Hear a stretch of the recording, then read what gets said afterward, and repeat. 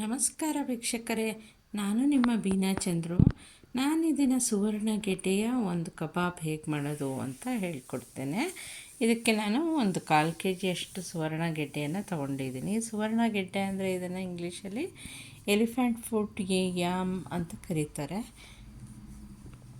ಇದನ್ನು ಈ ರೀತಿ ನಾವು ಸುತ್ತ ಒರೆದು ಇಟ್ಕೊಬೇಕು. ಇದೊಂಥರ ಮರದ ಥರ ಇರುತ್ತೆ. ಅದನ್ನೆಲ್ಲ ಒಣಗಿರೋ ಪಾರ್ಟ್ನೆಲ್ಲ ಕಟ್ ಮಾಡಿ ನೀಟಾಗಿ ಒಂದೊಂದು ಕಬಾಬ್ ಅಷ್ಟು ಕಟ್ ಮಾಡಿ ಇಟ್ಕೊಬೇಕು. ಈಗ ನಾನು ಹುಣಸೆ ರಸನ ಸ್ವಲ್ಪ ತೊಗೊಂಡಿದ್ದೀನಿ. ಅದಕ್ಕೆ ಉಪ್ಪು ಹಾಕಿ ಈ ಏನು ಕಟ್ ಮಾಡಿ ಇಟ್ಕೊಂಡಿದ್ದೀವಿ ಕಬಾಬ್ ಪೀಸ್ ಥರ ಸುವರ್ಣಗೆಡ್ಡೆನ ಅದನ್ನು ಹಾಕಿ ಒಂದು 10 ಮಿನಿಟ್ಸ್ ಇದನ್ನು ಬೇಯಿಸಿ ಇಟ್ಕೊಳೋದು. ಒಂದು ಕಡೆ ಬಸಿದು ಇಟ್ಕೋಬೇಕು.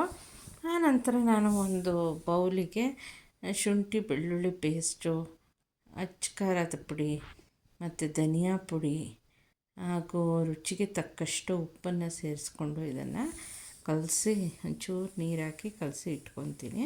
ನಾನು ಇದಕ್ಕೊಂಚೂರು ಕಬಾಬ್ ಪೌಡ್ರನ್ನು ಆ್ಯಡ್ ಮಾಡ್ತಾಯಿದ್ದೀನಿ. ಹಾಗೂ ಅಕ್ಕಿ ಹಿಟ್ಟನ್ನು ಸಹ ಆ್ಯಡ್ ಮಾಡ್ತಾಯಿದ್ದೀನಿ. ಇದಕ್ಕೆ 1 ಸ್ಪೂನ್ ಅಕ್ಕಿ ಹಿಟ್ಟಾದರೆ ಸಾಕು. ಇವಾಗ ಇದನ್ನು ಒಂಚೂರು ಸ್ವಲ್ಪ ನೀರು ಹಾಕ್ಕೊಂಡು ತಿಕ್ಕಾಗಿ ಕಲಸಿ ಇಟ್ಕೋಬೇಕು.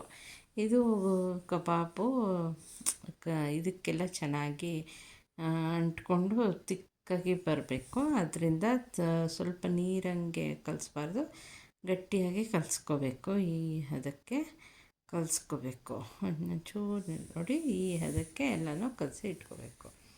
ಇದಕ್ಕೆ ನಾನೀಗ ಬೇಯಿಸಿ ಬಸ್ದಿಟ್ಕೊಂಡ್ವಲ್ಲ ಸುವರ್ಣಗೆಡ್ಡೆನ ಹಾಕಿ ಇದನ್ನು ಚೆನ್ನಾಗಿ ಕಲಸಿ ಇಟ್ಕೊತೀನಿ. ಇದನ್ನು ಕಲಸಿಟ್ಬಿಟ್ಟು ಒಂದು 10 ಮಿನಿಟ್ಸು ಹಾಗೆ ಉಪ್ಪು ಖಾರ ಎಲ್ಲ ಚೆನ್ನಾಗಿ ಹಿಡೀಲಿ. ನಾವು ಆಲ್ರೆಡಿ ಉಪ್ಪಾಕಿ ಬೇಯಿಸಿದ್ದೀವಿ. ಉಪ್ಪು ಸ್ವಲ್ಪ ಹುಳಿ ರಸದಲ್ಲಿ.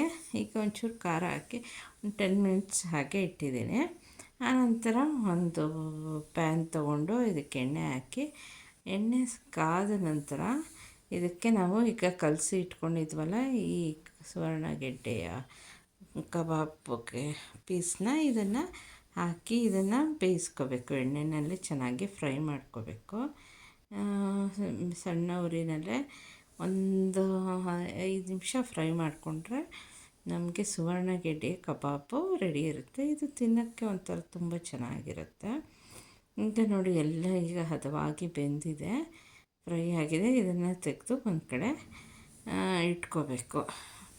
ಮತ್ತು ಇನ್ನೊಂದು ಸ್ವಲ್ಪ ಸೆಕೆಂಡ್ ಟ್ರಿಪ್ಪು ಹಾಕಿ ಇನ್ನೊಂದು ಸಲ ಬೇಯಿಸ್ತೀನಿ.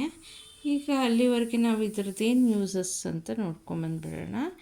ಇವಾಗ ಈ ಸುವರ್ಣಗೆಡ್ಡೆ ಏನಕ್ಕೆ ಯೂಸ್ ಮಾಡ್ತಾರೆ, ಏನು ಉಪಯೋಗ ಇದರಿಂದ ಅಂತಂದರೆ, ಇದು ರಿಚ್ ಇನ್ ಎ ವಿಟಮಿನ್ ಇರುತ್ತೆ, B6 C vitamin rich food ತರಕಾರಿ. ಇದಕ್ಕೆ ಕ್ಯಾಲ್ಶಿಯಮ್, ಪೊಟ್ಯಾಷಿಯಮ್ ಇವೆಲ್ಲ ರಿಚ್ಚಾಗಿ, ಜಿಂಕು ಇವೆಲ್ಲ ಇರುತ್ತೆ, ಸೆಲೆನಿಯಮ್ ಈ ಅಂಶಗಳೆಲ್ಲ ಈ ತರಕಾರಿನಲ್ಲಿ ಇರುತ್ತೆ. ಇದೊಂದು ಆ್ಯಂಟಿ ಆಕ್ಸಿಡೆಂಟು ಅಲ್ಲದೆ ಇದು ಕೊಲೆಸ್ಟ್ರಾಲನ್ನು ದೇಹದಿಂದ ತೆಗೆಯುತ್ತೆ, ಆ ಶಕ್ತಿನ ಹೊಂದಿದೆ. ವೀಕ್ಷಕರೇ, ಕಬಾಬ್ ರೆಡಿ ಇದೆ, ತಿನ್ನೋಕ್ಕೆ ಸಿದ್ಧ. ನೀವು ಟ್ರೈ ಮಾಡಿ.